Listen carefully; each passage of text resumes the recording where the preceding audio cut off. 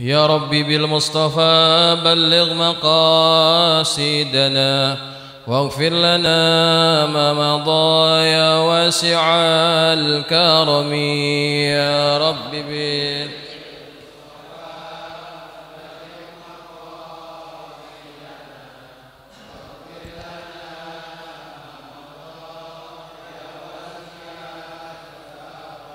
يا ربي هيئ لنا من أمرنا رشدا واجعل معونتك الحسنى لنا مددا. يا ربي به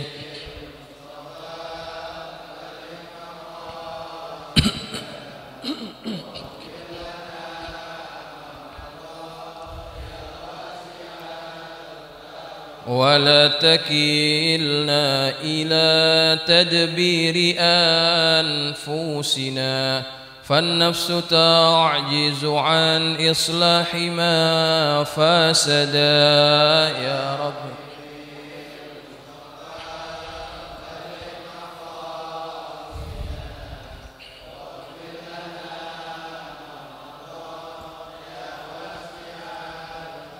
أنت الكريم وقد جهزت يا أملي إلى أيادك وجها سائلا ويدا. يا رب بالمصطفى بلغ مقاصدنا واغفر لنا ما مضى يا واسع الكرم.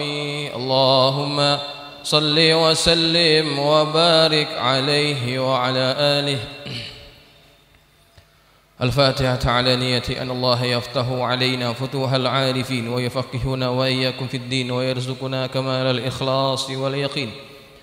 ثم الفاتحة إلى روح مؤلف هذا الكتاب الإمام النووي بأن الله ينفعنا بأسراره وأنواره وعلومه ونفعته في الدين والدنيا والآخرة. وإلى أرواح مشايخنا ومعلمينا وأساتذتنا الحبيب عبد الرحمن بن أحمد السقاف، ثم إلى روح محمد الشافعي هدامي، وثم إلى روح سيف الأمصير، وثم إلى روح عبد الشكر الرملي، ثم إلى روح حسين الرزقي، وثم إلى روح عبد الله الشافعي، بأن الله يتغشاهم بالرحمة والمغفرة وأن يعيد علينا من بركاته وأسراره وأنواره وعلومه ونفحته في الدين والدنيا والآخرة. وإلى حضرة النبي المصطفى محمد صلى الله عليه وسلم. الفاتحة. أعوذ بالله من الشيطان الرجيم. بسم الله الرحمن الرحيم. الحمد لله رب العالمين الرحمن الرحيم مالك يوم الدين إياك نعبد وإياك نستعين اهدنا الصراط المستقيم صراط الذين أنعمت عليهم غير المغضوب عليهم ولا الضالين آمين. السلام عليكم ورحمة الله وبركاته. الحمد لله رب العالمين والصلاة والسلام على أشرف المرسلين سيدنا ومولانا محمد وعلى آله وأصحابه أجمعين. سبحانك لا علم لنا إلا ما علمتنا إنك أنت العليم الحكيم. رب اشرح لي صدري ويسر لي أمري واحلل عقدة من لساني يفقه قولي. أما بعد فإن أصدق الحديث كتاب الله تعالى وخير الهدي هدي محمد صلى الله عليه وسلم وشر الأمور محدثاتها وكل محدثة بدعة وكل بدعة ضلالة وكل ضلالة في النار. Hadirin jamaah yang dirahmati Allah sekalian, alhamdulillah kita panjatkan syukur kepada Allah atas limpahan karunia dan nikmat daripadanya. Kita masih dalam keadaan beriman kepada Allah dan kita dapat melaksanakan ketaatan kepada Allah menggunakan nikmat-nikmat yang Allah kurniakan kepada kita, yang mudah-mudahan ini semua tergolong ke dalam usaha kita dalam mensyukuri nikmat-nikmat daripada Allah. Dan dengan begitu mudah-mudahan kita berharap semoga Allah tambahkan nikmat-nikmatnya kepada kita seperti yang Allah telah janjikan, la in syakartum la azidannakum. Baik jemaah sekalian yang dirahmati Allah, malam ini kita akan sambung pengajian kitab Hadis Arba'in An-Nawawiyah. Kita masih membicarakan hadis yang ketujuh. Hadis yang ketujuh, hadis ini walaupun pendek namun memerlukan penjelasan yang cukup panjang, karena di antara kelebihan ucapan Nabi kita Muhammad sallallahu alaihi wasallam, kalimat-kalimat yang keluar daripada mulut baginda itu adalah jawami'ul kalim.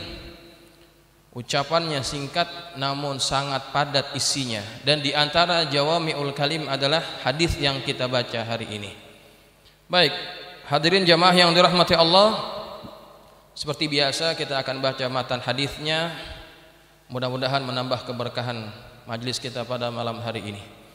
Bismillahirrahmanirrahim. Qala al-musannif rahimahullahu ta'ala wa nafa'ana bi ulumihi fid dharain amin. Qala radhiyallahu ankum an Abi Ruqayyah Tamim ibn Aus ad-Dari radhiyallahu anhu anna an-nabiy sallallahu alaihi wasallam qala ad-dinun nasihah. Qulna liman? Qala lillahi wa li kitabihi wa li rasulihi wa li a'immatil muslimina wa 'ammatihim. Rawahu Muslim. Dari Abu Ruqayyah Tamim bin Aus ad-Dari radhiyallahu anhu bahwa Nabi sallallahu alaihi wasallam bersabda, agama adalah nasihat. Kami bertanya, untuk siapa? Beliau menjawab, untuk Allah, kitabnya, rasulnya, para pemimpin kaum muslimin dan kaum muslimin pada umumnya. Hadis riwayat Imam Muslim. Jamaah sekalian yang dirahmati Allah, pada pertemuan yang lalu kita sudah membicarakan pada nasihat untuk Nabi, untuk Rasul. Ada yang ingin saya tambahkan berkaitan nasihat kepada Rasul, bahwa maksud nasihat kepada Rasul adalah dijabarkan oleh para ulama an yaqra'u siratahu fi buyutihim. Di antara nasihat kita kepada Rasul adalah hendaknya kita membaca sirah perjalanan hidup Nabi kita Muhammad sallallahu alaihi wasallam di rumah-rumah mereka, di rumah-rumah kita. Biar kenapa? Biar kita lebih mengenali siapa Nabi kita Muhammad sallallahu alaihi wasallam. Di antara kekurangan umat Islam, terutama umat Nabi Muhammad, adalah mereka tidak mengenali perjalanan hidup Rasulullah. Kita boleh mengecek di majlis-majlis ilmu, di masjid-masjid. Kebanyakan yang diajar di masjid-masjid ataupun di majlis-majlis taklim itu kebanyakannya tentang apa? Tentang fikih, tentang tafsir, tentang hadis, biasanya itu. Tambahan tasawuf. Jarang sekali kita dapati majlis-majlis ilmu, majlis-majlis taklim di masjid ataupun di mana-mana tempat yang membicarakan tentang sirah Nabi kita Muhammad sallallahu alaihi wasallam. Padahal itu termasuk keutamaan yang harus kita ketahui, sehingga kita dapat betul-betul mempelajari dari perjalanan Rasulullah SAW. Karena di dalam Al-Quran sendiri Allah ceritakan kisah para nabi yang lain, betul tidak? Di dalam Al-Quran itu Allah ceritakan kisah-kisah nabi, para nabi yang lain sebelum Nabi kita Muhammad SAW. Dan itu ada tujuannya yang Allah jelaskan di dalam Al-Quran. Nahnu naqussu min amba'ir rusuli ma nuthabbitu bihi fuadak. Tujuan Allah ceritakan kisah-kisah Nabi terdahulu di dalam Al-Quran adalah tidaklah kami menceritakan cerita-cerita tentang Rasul-Rasul terdahulu manuthabbitu bihi fuadak, adalah untuk meneguhkan hatimu wahai Muhammad. Itu tujuan Allah ceritakan kisah para Nabi. Kalau kisah para nabi bertujuan untuk meneguhkan hati Nabi kita Muhammad, maka kisah siapa yang paling layak kita ketahui? Tentu yang lebih afdal adalah kisah perjalanan hidup Nabi kita Muhammad sallallahu alaihi wasallam. Dan kalau kita mempelajari pelajaran sirah tentang Rasulullah, selain hati kita lebih mantap, kita dapat meniru apa yang telah dilakukan oleh baginda Rasulullah sallallahu alaihi wasallam. Begitu. Itu yang pertama. Wa an yatakhallaqu bi akhlaqihi sallallahu alaihi wasallam. Hendaklah mereka, yakni kita semua ini, berakhlak dengan akhlaknya Rasulullah. Wa yata'addabu bi adabihi, dan hendaklah mereka, yakni kita ini, beradab dengan adabnya Nabi. Wa yaltazimu sunnatahu bil qawli wal amal, dan hendaklah mereka itu berlazimkan dirinya, melazimkan diri mereka dengan sunnah-sunnah Nabi, baik yang sifatnya ucapan ataupun baik sifatnya itu perbuatan. Itu maksud nasihat kepada Rasulullah. Karena tidak ada manusia yang paling mulia melainkan baginda Rasulullah sallallahu alaihi wasallam. Sunnah-sunnah perjalanan hidup itu mesti kita ikuti. Ada yang ingin saya beritahu kepada para jamaah mengenai tentang sunnah ini. Sunnah dalam arti jalan hidup, ya. Sunnah dalam arti jalan hidup, bukan sunnah yang maksudnya itu hukum, wajib, sunnat, makruh, mubah, bukan itu. Sunnah dalam arti jalan hidup Nabi. Nah, apa yang telah Nabi lakukan dalam hidupnya itu disebut sunnah. Sunnah terbagi kepada 3. Yang pertama yang disebut sebagai sunnah adiyah. Sunnah adiyah, sunnah yang merupakan kebiasaan Nabi. Contohnya apa? Contoh, Nabi itu orang Arab. Pakaian orang Arab itu pakaian apa? Pakaiannya adalah jubah ataupun qamis. Bukan seperti kita, baju koko, kain sarung. Itu pakaian orang di Nusantara.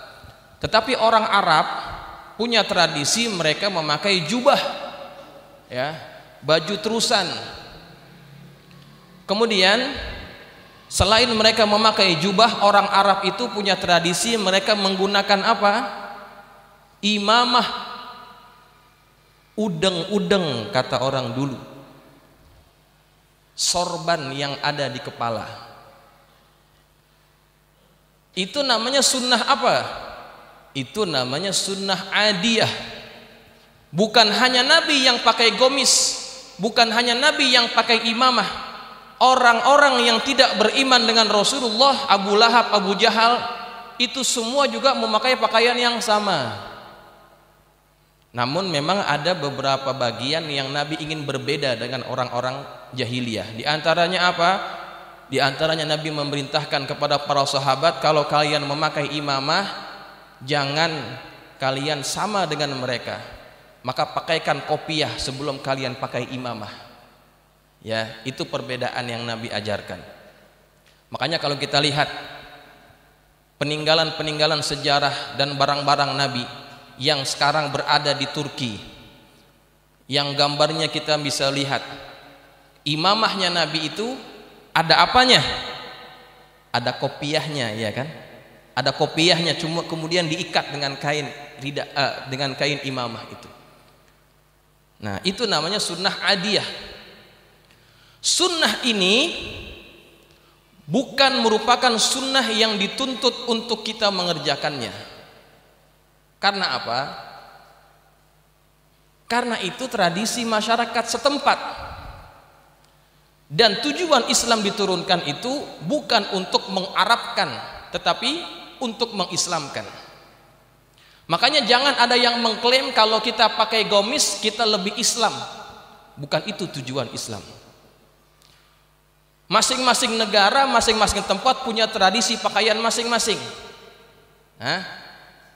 Makanya keislaman seseorang tidak dilihat dari bentuk pakaiannya, pertama. Tetapi seandainya kita memakai gomis, kita memakai imamah, tujuannya adalah karena Nabi pakai itu dan kita ingin ikut Nabi, maka itu ada pahalanya.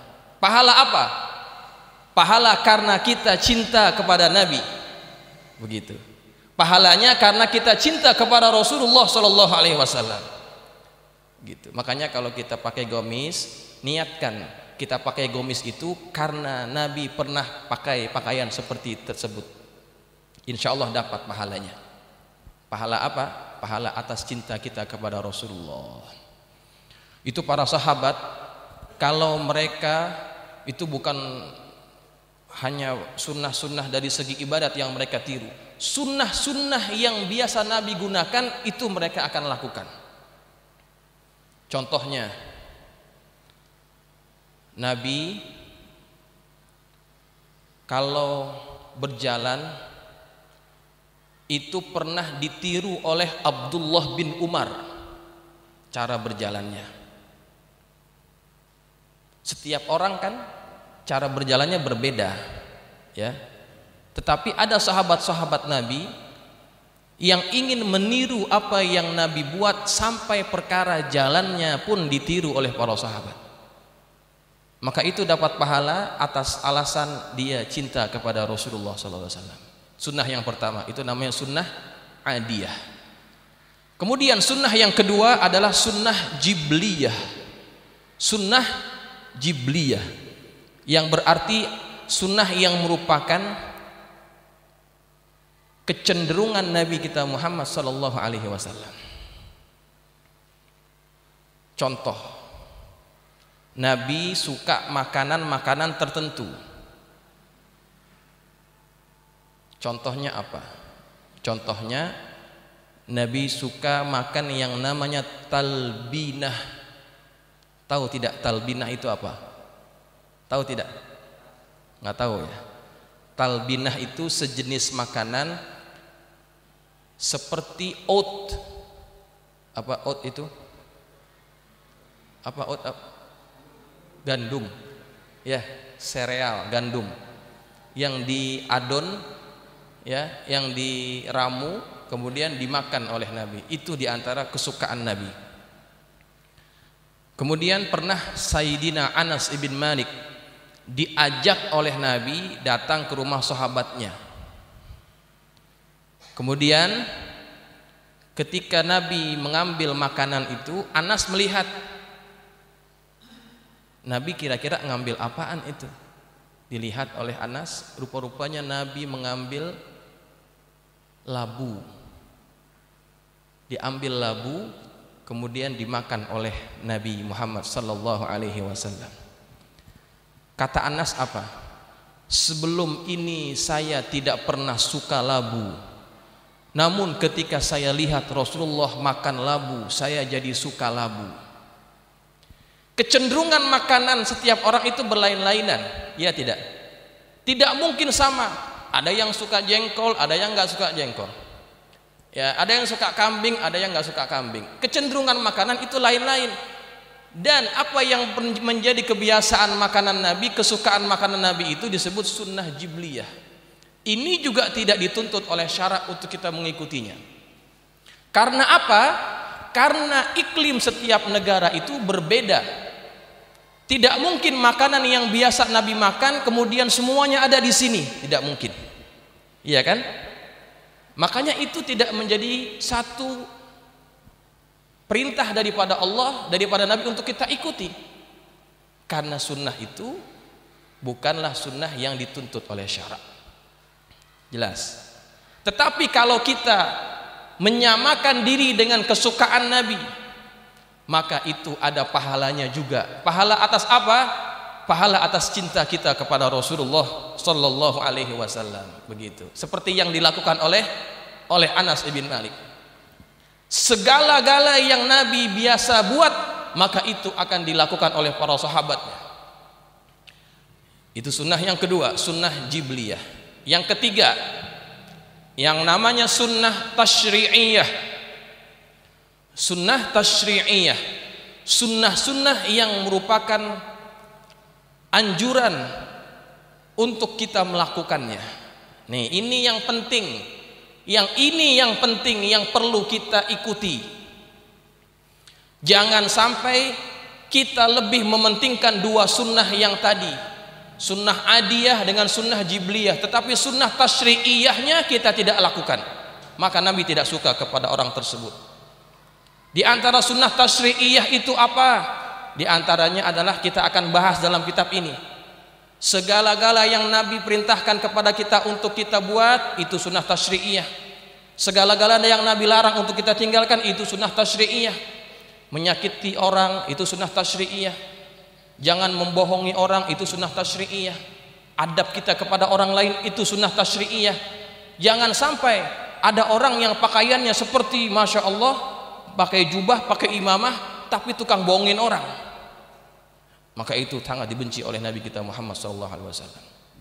Ya, nah sunnah yang ini yang perlu kita perhatikan, yang kita akan pelajari dalam kitab ini. Jadi sunnah tasyri'iyah itu semuanya dirangkum dalam kitab yang sederhana ini. Insya Allah kita akan pelajari satu demi satu, ya, seperti yang kita sudah bahas pada pertemuan-pertemuan yang lalu. Nah, itu diantara maksud daripada nasihat kepada Rasulullah SAW. Baik, jamaah sekalian yang dirahmati Allah. Kemudian nasihat yang berikutnya adalah nasihat wali a'immatil muslimina, nasihat kepada para pemimpin kaum muslimin. Nasihat kepada pemimpin kaum muslimin. Nah, ini penting untuk kita perhatikan. Siapa yang dimaksud pemimpin-pemimpin itu? Pemimpin-pemimpin itu adalah mereka yang mengurusi urusan umat Islam, itu yang disebut pemimpin. Dan kita sebagai umat Islam wajib mentaati pemimpin kita. Sebab ada ayat yang mengatakan itu, yaitu pada surah An-Nisa ayat yang ke-59. Perhatikan ayatnya dan kita akan mengambil satu kesimpulan penting dari ayat tersebut. Ayat itu berbunyi atiullaha wa atiur rasula wa ulil amri minkum. Taatilah Allah, taatilah Rasul dan pemimpin kalian. Perhatikan betul-betul. Ketika berbicara tentang ketaatan kepada Allah, Allah menggunakan lafaz atiullaha. Ketika taat kepada Rasul, Allah menggunakan perkataan wa atiur rasula. Tetapi ketika masuk pada urusan taat kepada pemimpin, tidak digunakan perkataan atiu ulil amri. Coba perhatikan, saya bacakan lagi ayatnya. Atiullaha wa atiur rasula wa ulil amri minkum. Tidak ada kata wa atiu. Apa maksudnya? Kenapa ketika pemimpin itu tidak digunakan atiu? Maksudnya adalah ketaatan kita kepada pemimpin itu tergantung sebagaimana sejauh mana pemimpin itu taat kepada Allah dan taat kepada Rasulnya. Kalau seandainya pemimpin itu tidak taat kepada Allah dan tidak taat kepada Rasul, maka kita tidak wajib mengikutinya. Apalagi kalau memerintahkan perkara-perkara yang dilarang oleh Allah Subhanahu wa taala. Begitu. Makanya menjadi kewajiban bagi kita untuk memilih pemimpin yang beragama Islam. Karena apa? Karena orang yang memimpin kalau dia beragama Islam, maka dia akan lebih mudah mentaati Allah dan mentaati Rasul. Makanya waktu tahun 2000 berapa tuh yang ramai betul? 2014. Seluruh ulama Jakarta turun untuk mengingatkan umat bahwa wajib bagi kita memilih pemimpin yang beragama Islam. Itu bukan keinginan pribadi, bukan karena sosok tertentu, bukan, tetapi memang Allah sebutkan begitu di dalam Al-Quran. Wajib seorang pemimpin itu adalah orang yang beragama Islam, apalagi kalau wilayah tersebut, negara tersebut mayoritasnya adalah umat Islam. Itu yang pertama. Ya. Kemudian yang perlu kita ketahui juga, wa nasihatuna lahum, dan nasihat kita kepada mereka para pemimpin itu, an nuhibba salahahum wa rushdahum wa adlahum, kita menyukai kebaikan-kebaikan yang mereka lakukan, petunjuk-petunjuk yang mereka lakukan, dan keadilan mereka itu kita sukai. La an nuhibbahum li ashkhasihim. Ingat, kalau terhadap pemimpin itu jangan cintai figurnya, tetapi lihatlah tindakannya. Kita dilarang oleh agama untuk mencintai seseorang karena figur, karena sosok. Kita mesti melihat apa yang dilakukan. Ketika orang itu meletakkan cinta kepada seseorang karena figurnya, karena orangnya, maka kadang-kadang itu dapat membutakan dia. Ketika orang itu melakukan kesalahan karena dia sudah terlanjur cinta kepada orang itu, kesalahannya pun kita anggap kebaikan. Banyak tidak sekarang seperti itu? Karena sudah terlalu fanatik kepada seseorang, ketika dia buat kesalahan, semuanya kita anggap betul. Tidak boleh dalam agama kita mencintai seseorang atas figurnya, tetapi atas tindakannya. Kalau mereka berbuat keadilan, kita cintai mereka. Tetapi kalau mereka buat kezoliman, kita nasihati mereka. Itu yang sebetulnya, itu yang seharusnya, ya. Kemudian kewajiban kita kepada pemimpin juga adalah wa nasihatuna lahum, dan nasihat kita kepada para pemimpin itu an nu'inahum 'alal haqqi, membantu mereka atas kebenaran, wa nuti'uhum fihi, dan mentaati mereka dalam kebenaran tersebut, wa nudzakkiruhum bihi, dan mengingatkan mereka untuk melakukan kebenaran-kebenaran tersebut, wa nunabbihuhum fi rifqin wa hikmatin wa lutfin, dan kita mengingatkan mereka dengan cara yang lembut dan berhikmah. Nih nasihat nih, kalau kita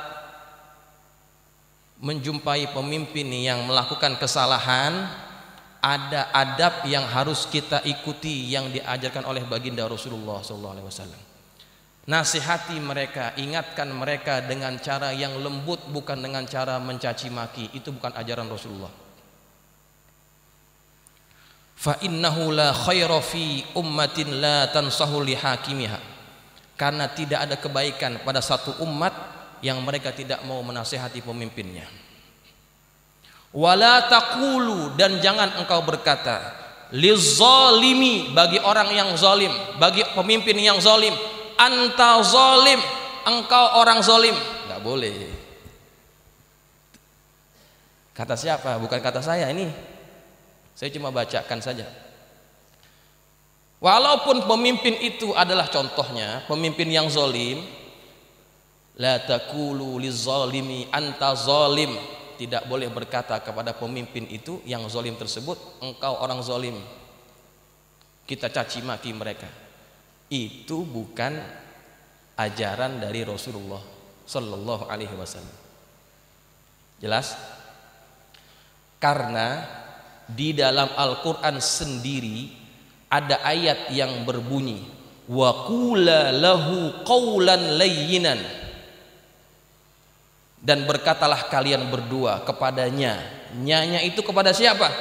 Kepada Fir'aun. Orang yang paling zalim di dunia ini siapa? Tidak ada yang lebih zalim melainkan Fir'aun. Kezaliman yang paling puncak yang pernah dia lakukan adalah dia mengaku bahwa dirinya adalah Tuhan. Ana rabbukumul a'la, kata dia. Disuruh rakyatnya itu bikin piramid yang tinggi. Kemudian ketika sudah jadi piramidnya, dia naik ke atas. Dia kan paling tinggi jadinya itu ya.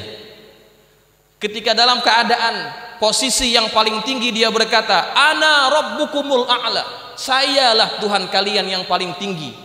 Memang dia yang paling tinggi, yang lain pada di bawah, ya kan?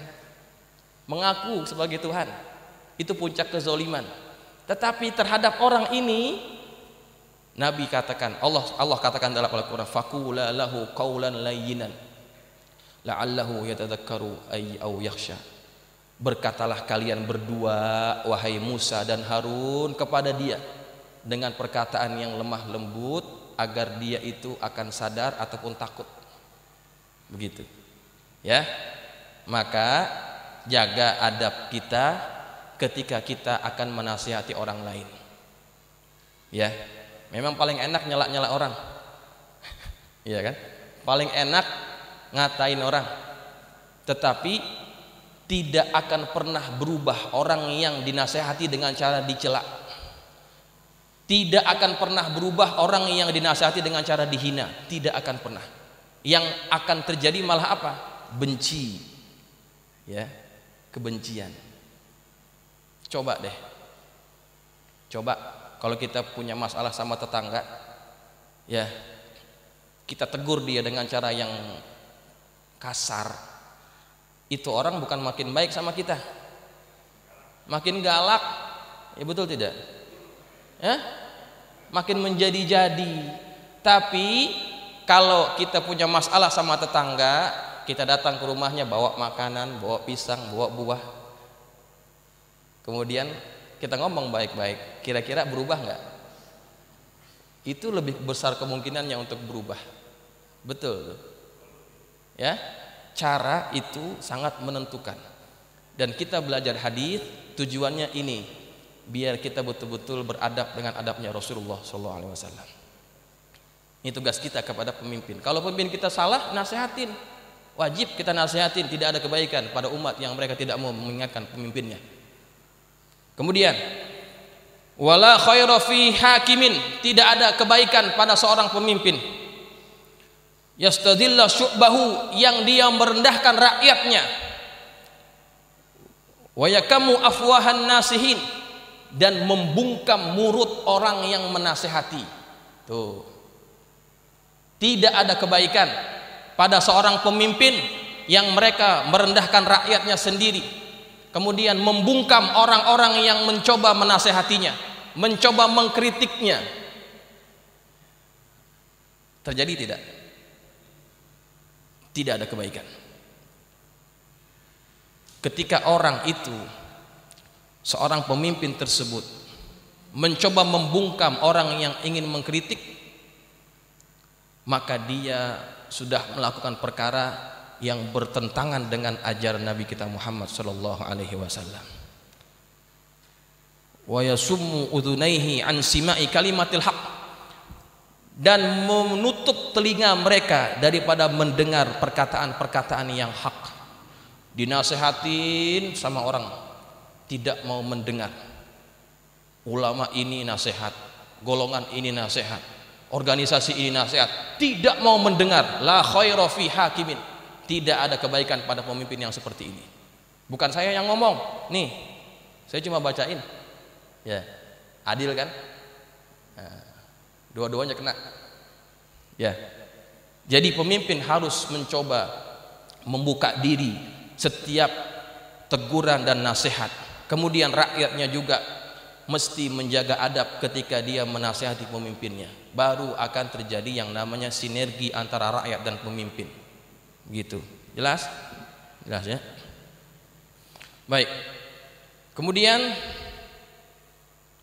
selain pemimpin, nasihat yang perlu adalah kepada para ulamanya. Ulama-ulama ini memiliki tanggung jawab untuk menasihati umat dan untuk menasihati pemimpinnya. Mereka ujung tombak dalam menasihati umat dan dalam menasihati pemimpinnya, ulama. Dan tanggung jawab mereka itu sangat besar dalam hal ini. Seandainya mereka tidak menunaikan tanggung jawabnya, para ulama ini diam, tidak mau berkata yang hak di hadapan pemimpinnya, karena takut, karena ada sesuatu yang diberikan kepada mereka dari pemimpinnya, kemudian mereka tidak mau berkata yang hak, maka orang-orang ini, ulama-ulama ini akan menghadapi azab, menghadapi hisab yang sangat berat nanti pada hari kiamat. Dan Nabi sebutkan dalam sebuah hadis, inna min a'zamil jihad, sesungguhnya dari di antara jihad yang paling agung, yang paling besar adalah kalimatu haqqin inda sultanin jair. Jihad yang paling afdol adalah berkata yang hak di hadapan pemimpin yang durhaka. Itu jihad yang paling besar. Kenapa? Karena risikonya adalah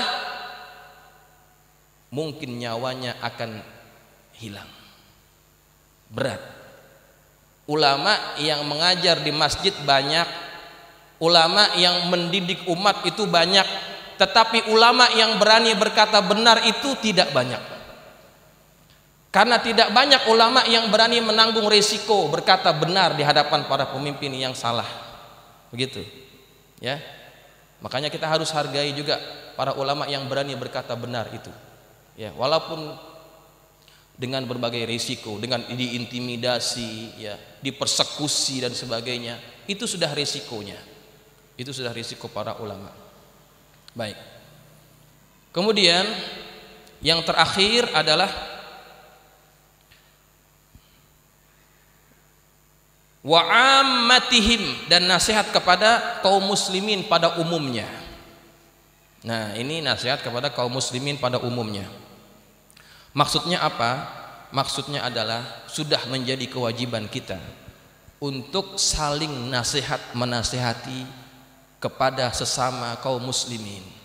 Seandainya ada saudara kita, tetangga kita, kawan kita yang melakukan satu dosa dan maksiat, jangan kita diam.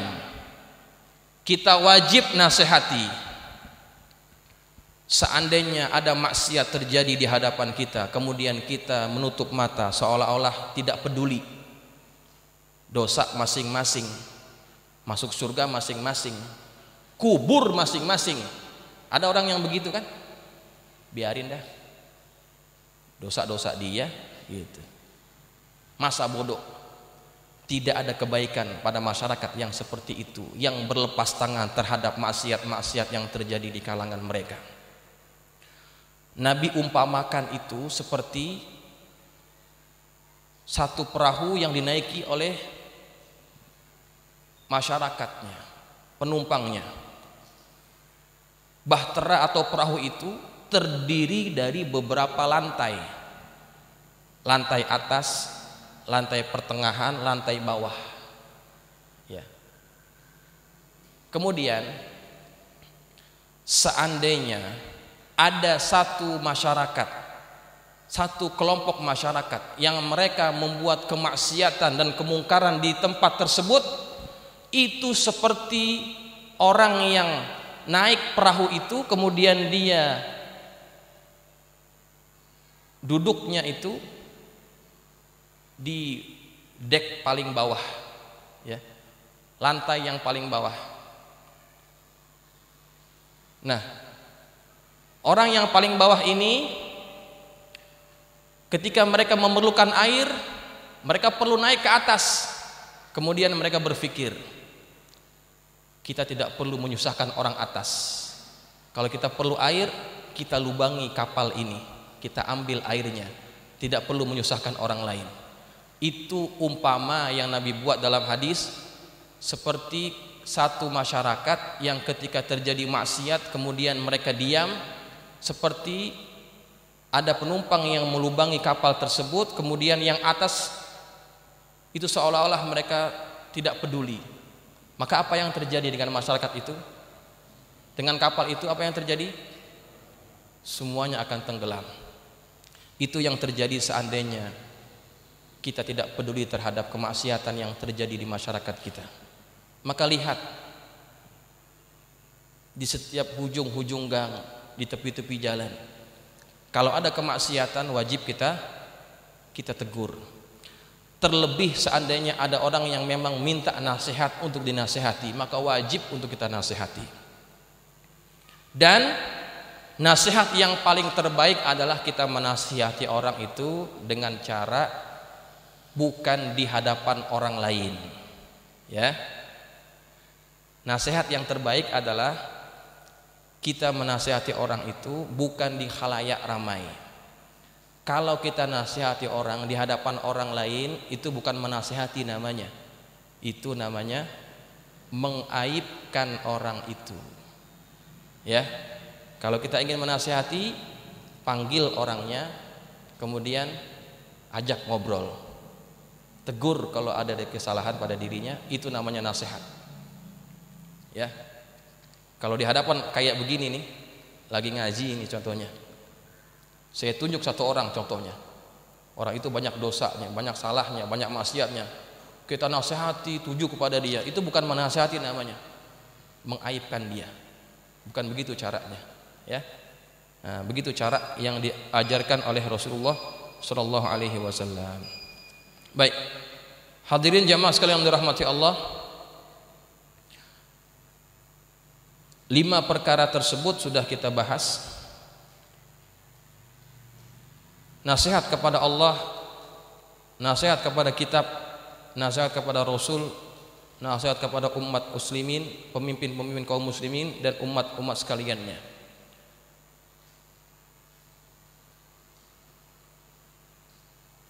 Oke, sekarang karena waktunya sudah habis, kira-kira ada yang ingin bertanya berkaitan apa yang kita bahas hari ini? Ada tidak?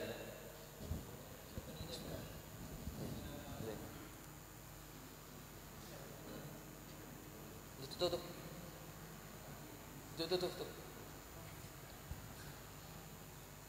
Bismillahirrahmanirrahim. Assalamualaikum warahmatullahi wabarakatuh. Terima kasih atas kesediaan waktunya. Saya mau tanya ini Ustaz tentang uli amri Ustaz. Iya. Uli amri itu apakah di situ khusus untuk pemimpinnya itu maksudnya pemimpin itu pemimpin kan banyak, ada pemimpin rumah tangga, ada pemimpin warga, RT, RW.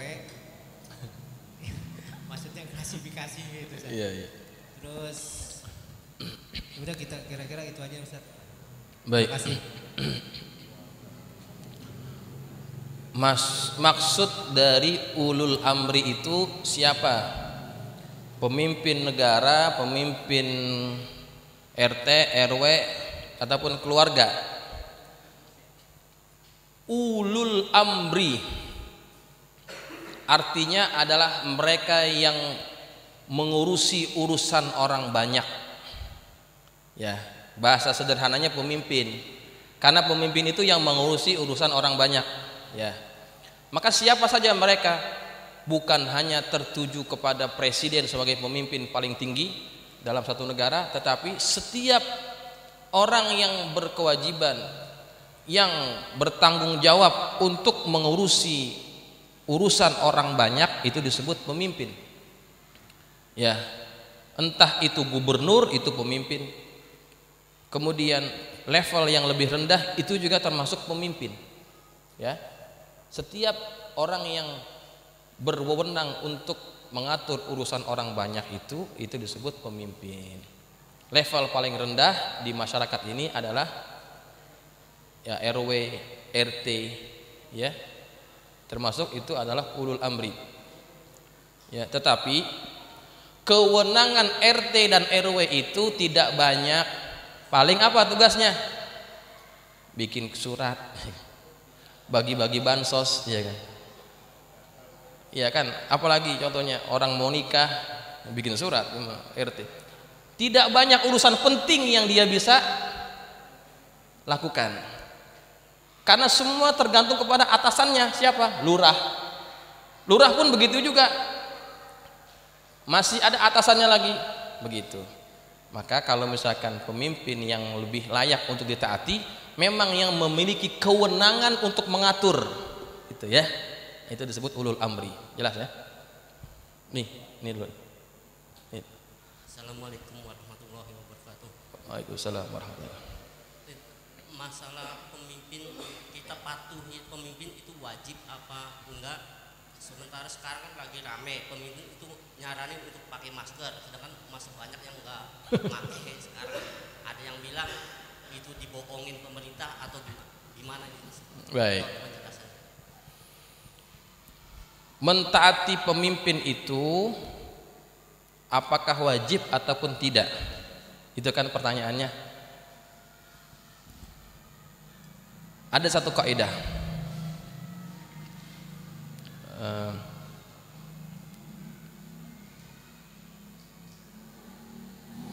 Kaidahnya itu berbunyi, Allahumma sholli ala sayyidina Muhammad. Segala kebijakan, segala keputusan pemimpin itu terhadap rakyatnya manutun bil maslahah, terikat dengan kemaslahatan. Maka segala sesuatu keputusan pemimpin, kalau memang di situ ada maslahat, maka itu ada nilai kewajiban yang harus kita penuhi. Contoh, tadi contohnya adalah pemimpin menyuruh untuk pakai masker. Ada maslahatnya tidak? Ada. Iya kan? Maslahatnya banyak. Karena penyebaran virus itu yang paling besar adalah melalui mulut dan hidung. Maka kalau kita pakai masker, mengurangi kemungkinan penyebaran virus tersebut. Iya kan? Ada maslahatnya. Lalu seandainya ada yang berkata virus itu bohong, tidak ada, gitu ya. Virus itu bohong-bohongan, tidak ada. Siapa yang perlu kita dengar dalam hal ini? Siapa? Yang paling patut kita dengar adalah orang yang memiliki kelayakan untuk berkata. Siapa dalam hal ini? Dokter. Fas'alu ahla dzikri in kuntum la ta'lamun. Tanya orang yang memiliki pengetahuan kalau kalian tidak mengetahuinya. Kalau tanya tentang masker ini jangan tanya sama ustadz. Paham? Karena ustadz tidak mempelajari ilmu tentang penyebaran virus contohnya. Ya. Jangan tanya sama tukang bangunan. Ya. Mereka tidak paham. Maka tanya kepada orang yang memiliki ilmu tentang itu. Di antaranya siapa? Dokter, ahli tentang virus dan sebagainya. Mereka yang lebih paham. Ya, gitu ya. Jelas. Ya. Oke, ada lagi? Ini. Bang Nuh.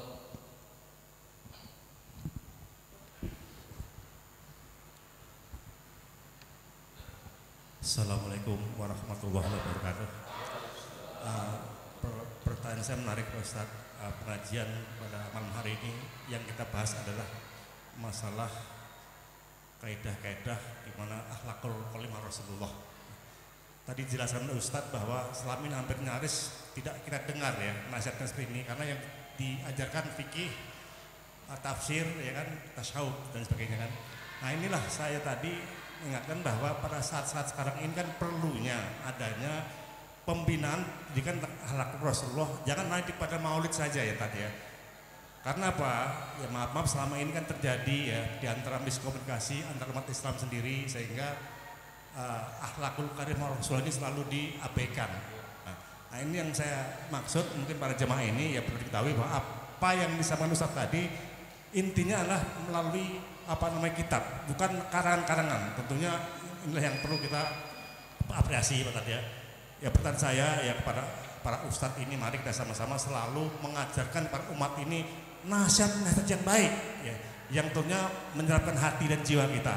Yang selama ini tentunya maaf banyak masalah yang resah di antara kedua belah pihak, antara umat muslim sama muslim berbeda pendapat, intinya pada tidak ada persahabatan. Itulah pertanyaan saya Pak Ustadz. Mohon para Pak Ustadz tentunya bisa bikin opini ini kepada Ustadz yang lain untuk sama-sama mengajarkan di antara akhlakul karimah Rasulullah. Demikian Pak Ustadz, terima kasih. Wassalamualaikum warahmatullahi wabarakatuh. Waalaikumsalam. Ya, ini bukan pertanyaan ya, hanya menyampaikan opini. Ya, terima kasih, saya hargai, bagus juga. Pernah satu ketika Sayyid Muhammad bin Alwi bin Abbas Al-Maliki, anaknya Sayyid Ahmad bin Muhammad bin Alwi bin Abbas Al-Maliki ditanya ketika dia datang ke Malaysia, "Ya Syekh, di antara kitab-kitab ayahandamu yang banyak itu, kira-kira yang paling layak dipelajari untuk zaman sekarang itu kitab yang mana?" Said Maliki, Said Muhammad bin Malik bin Alwi bin Amas al-Maliki itu kitabnya banyak. Namun dia katakan kitab ayahanda saya yang paling layak dan paling perlu dipelajari hari ini adalah kitab yang bernama Muhammad Insan Kamil. Muhammad Insan Kamil itu nama kitab yang dikarang oleh ayahnya. Kenapa? Karena umat hari ini memang mereka kehilangan figur panutan, figur tauladan.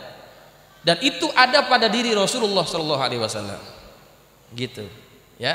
Maka memang yang dikatakan tadi Bapak betul, kita perlu adanya pencerahan kepada masyarakat tentang Nabi kita Muhammad Shallallahu Alaihi Wasallam.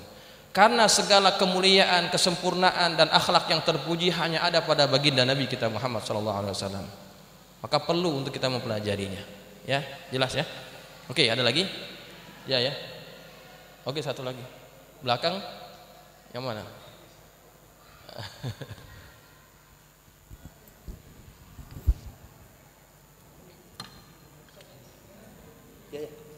Assalamualaikum warahmatullahi wabarakatuh. Waalaikumsalam.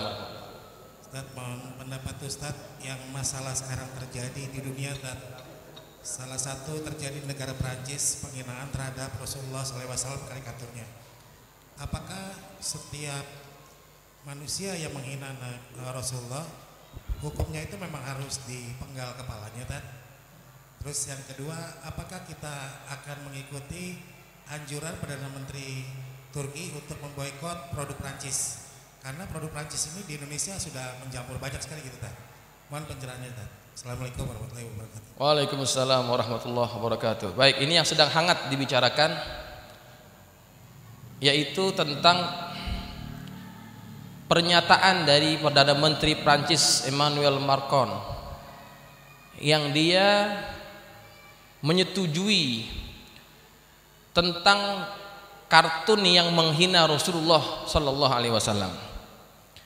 Memang kalau kita baca sejarah, negara Prancis itu adalah negara yang memang betul-betul mengamalkan ajaran sekular.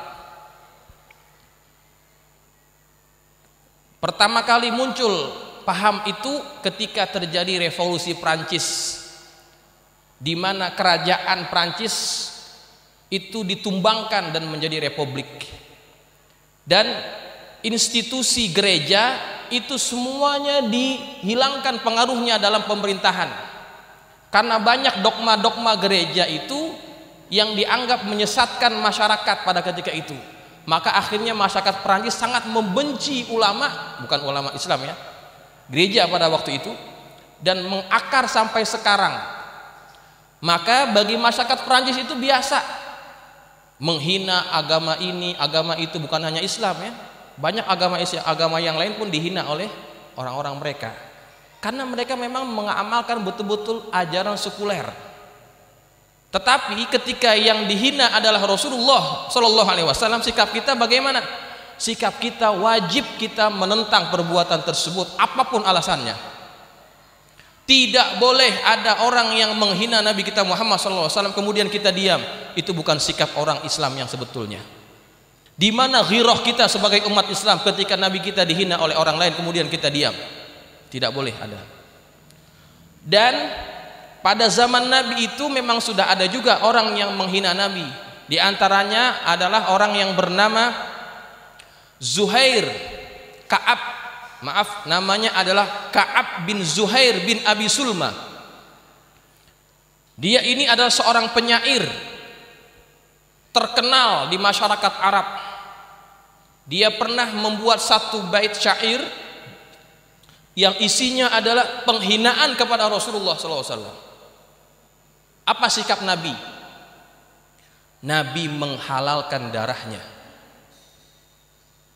Ini sejarah ya, bukan dibuat-buat. Nabi menghalalkan darahnya dan disuruh sahabat cari orang itu. Kemudian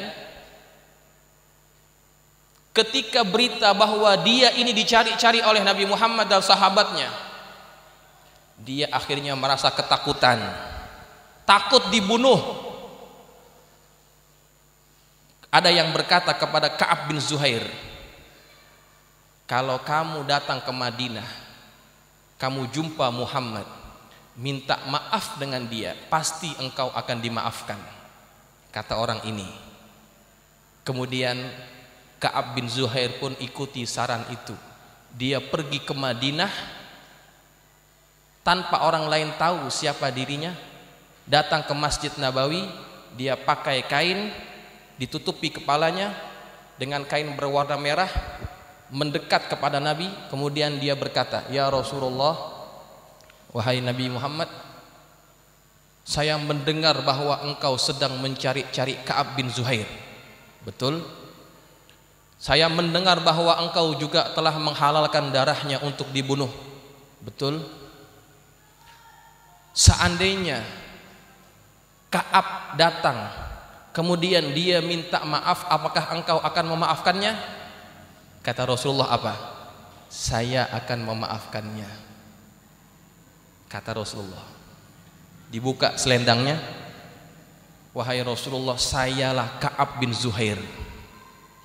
Sayalah Ka'ab bin Zuhair." Ini sahabat yang lain yang udah panas tuh, nih dia orangnya nih. Ini yang kita cari-cari, sikat gitu. Kata Nabi apa? Jangan. Dia sudah minta maaf. Dia sudah minta maaf, saya sudah memaafkan dia.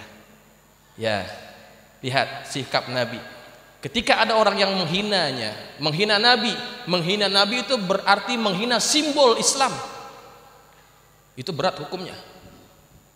Tetapi kalau dia sudah minta maaf, maka wajib dimaafkan. Maka seandainya ada sikap yang dipelopori oleh Perdana Menteri Turki, ya, Erdogan, dia mengajak umat Islam memboikot barang-barang milik Prancis. Bukan hanya Erdogan ya, di Timur Tengah itu sudah lebih dulu barang-barang Prancis itu semua dibuang, semua dibuang dari kedai-kedai mereka. Mereka sudah ketakutan ketika barang-barangnya diboikot. Apakah kita perlu sikap seperti itu? Perlu, sebagai bentuk ketidaksukaan kita terhadap mereka, dan supaya mereka tahu bahwa tidak boleh ada orang yang menghina Nabi kita Muhammad SAW. Dan akhirnya sekarang mereka apa? Duta besar Prancis itu di Mesir minta ampun, minta maaf, bukan minta ampun, belum lagi. Dia minta kepada Syekhul Azhar untuk supaya berkata kepada kaum muslimin jangan memboikot, minta. Kata Azhar apa? Kata Syekhul Azhar, enggak, kami tidak akan hentikan perbuatan ini sebelum mereka minta maaf. Wajib. Dan sampai hari ini belum ada permintaan maaf secara resmi, ya, tidak ada permintaan maaf secara resmi. Dan banyak produk-produk Prancis itu yang sekarang biasa kita pakai. Di antaranya apa? Yang paling biasa itu Aqua, ya kan? Apalagi Fit itu apa? Fit sama nggak? Sama ya. Dia satu anak perusahaan daripada Danone. Danone itu milik Prancis. Ya perlulah sebagai bentuk protes kita. Perlu ya, perlu. Yang udah dibeli ya udah, yang jangan dibuang. Tapi yang belum dibeli jangan dibeli. Ya beli yang lain. Ya. Ya Pulau Air boleh, jelas punya Asy-Syafi'iyah, silakan beli ya. Itu bentuk protes kita, bentuk cinta kita kepada Rasulullah, bahwa kita tidak suka kalau ada orang menghina Rasulullah ya. Oke ya, sekedar itu ya.